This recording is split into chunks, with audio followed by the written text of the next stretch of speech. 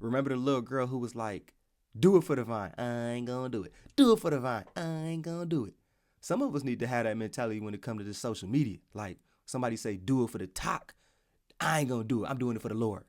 Like y'all need to slow down, like straight up. Like everything trendy, every little dance, every little song, you don't need to participate and partake in, especially when you call yourself a follower of Yeshua, a follower of Jesus Christ. So I just want to encourage you, like, slow down. When somebody asks you to do it, you can go ahead and say, I ain't gonna do it. Peace, love, and harmony. Shalom, shalom.